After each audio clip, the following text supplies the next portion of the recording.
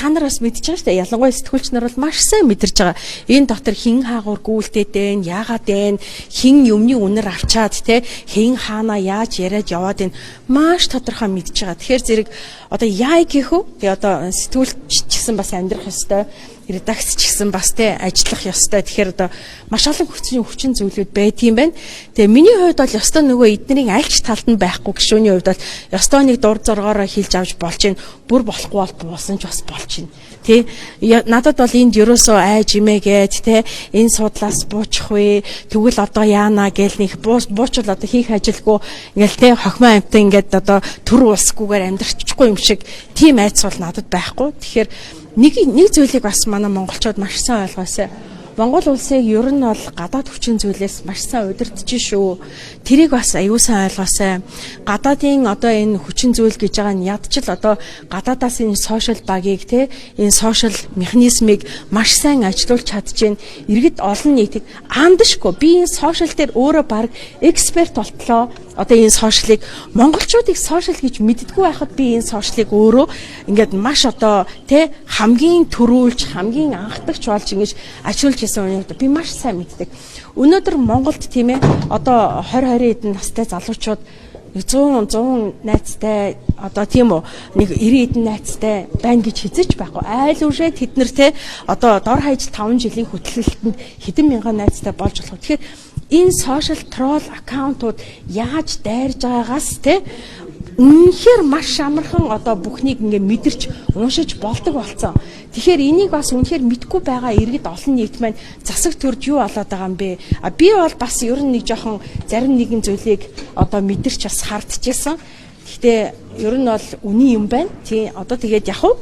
Тэгтээ тэргүү энд одоо ирчийг аваад хүчээ аваад захаасаа ялалтын баяр тэмдэглээд эхэлж байна. Миний хувьд бол би одоо энэ олон хүмүүсийн альны харан байх уу? Өөрийнхөө ихтгэл үнэмшлэр байна. Энэ нь алдсан ч онсон ч надад айх зүйл байхгүй. Тэргүүний итгэлээс ер нь ямар л үг вэ? Тэргүүний итгэлээс бол яг одоо мэдээж одоо эв нэгдлийг сахигч те одоо эрхэмлэгчийн хувьд бол үгээ хэллээ. Гэхдээ нэг хит хитэн сонирхолтой би бүр Монгол Ардын намын зарим гишүүдээс хүртэл асууж үзлээ сая. Тэгэд энэ одоо 50 сая воноор ерөнхийлөгчийн суудлыг зарах гэж оролдоогүй мөн түнчлэн одоо 5 нам дамжаагүй гэд ингээд хэлжилээ юм л да. Одоо тэгээд тэр хүмүүс нь хин юм бол би жаахан гайхчлаа. Хин одоо ерөнхийлөгчийн суудлыг 50 сая воноор зарахыг санаахаж байсан болоо гэхээр энэ бол ерөнхийлөгчийн суудалд сууж исэн хүний л одоо үг үйлдэл байх байсан болов уу гэж бодож байна. Тэгэхээр ерөнхийлөгч л энэ дээр одоо үг хэлэх бах та. Ерөнхийлөгчийн мэдээлэлтэй холбоотойгоор парламентын одоо үзэл бодол байр суурь өөрчлөгдөх ийм эрсдэл үүссэн гэж хараад байна л да. Энэ дээр та ер нь ямар байр суурьтай вэ? Яг одоо жишээлбэл одоо юу гэдгийг одоо миний хувьд бол бас би чи энэ дотор сууж байгаагийнх бүгдийн яг ингээд те баа бэгөө бүгдийг мэдээд юу очихгүй ч гэсэн энэ дотроос юу болоод байна хүмүүс хаашаа гүйлдээд байна яагаад байна хин дуудаад хаана яаж уулзаад байна гэдгийг бас ингээд бас сураг сонсон шүү дээ салхи хажуугаар гарахтаа шивнээд шүү дээ одоо гişүнд те тэр надад ч гэсэн тэр шивнээ бас ирдэг. Тэгэхээр зэрэг одоо жишээлбэл манай зарим нэгэн гişүүд бас хэлж шүү дээ ялангуяа манай намын те таны одоо уулзаагүй хэсэг гэж шүү дээ. Надтай бол аль ч хэсэг уулзаагүй. Яагаад гэвэл миний үзэл баримтлал, миний ихтгэл үнэмшлэл төдийгөөс өдийг хүртэл маш хүчтэй байгаа. Хэмбугаанч одоо нөлөөлөд юу ч амлаад те энэ би нэг ингээд алга уруулахын зайтай ингээд хөрвөөд идэх хүн биш. Тэгэхээр зэрэг магадгүй энэ цаана өөр ямар нэгэн яриа магадгүй албан тушаал те за магадгүй одоо зарим нэг нь одоо салбарын сайд байсан бол ерөнхий сайд болох те энгийн одоо гишүүн байсан бол давхар дэлтэй сайд болох гэд ийм олон зүйлүүд бол яригдсан байхыг бол огт үгүйсэхгүй тий. Чуулганы уралдаанд бас арх савтууруулганда иргэсэн гişүүд байна гэдэг. Гэхдээ та нар одоо мэдж байгаа шүү дээ хажуугаар чи сэнгэнээд явахгүй байна уу? Сэнгэнээд л байгаа шүү дээ. Одоо тэрийг бол би хэлж болохгүй заа ёо. Тий та нар өөрсдөө тэрийг мэдрэх хэрэгтэй. Ер нь бол байна шүү дээ. Ингээд захаасаа ингээд те халамж цуухан улаа бутарцсан те зарим нэгэн жаргалтай хатны хацар улаан гэдэг шиг тийм гişүүд бас байна те та хэд өөрсдөө сайхан ерөнхийлөгч та бүхэн ард түмнийхээ талд сандаа өгөөрэй гэж хэлээгээр авчлаа шүү дээ. Тэгэхээр энэ дээр та ямар байр суурьтай байна? Таны одоо ихтгэл үнэмшил анх хэлжсэн байр суурь хэвээр байгаа. Хэвээр байгаа.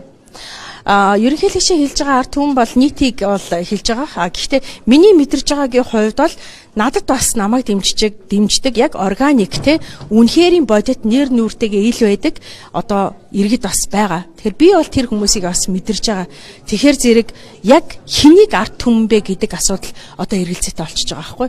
Сошиалоор ингээд троллдоод байгаа хүмүүсийг ч юм уу эсвэл одоо би бол одоо жагсаалыг бүхэлдээ одоо ингээд те вакцины үнд орсон төлбөртэй жагсагчд гэж бол хэлж чадахгүй.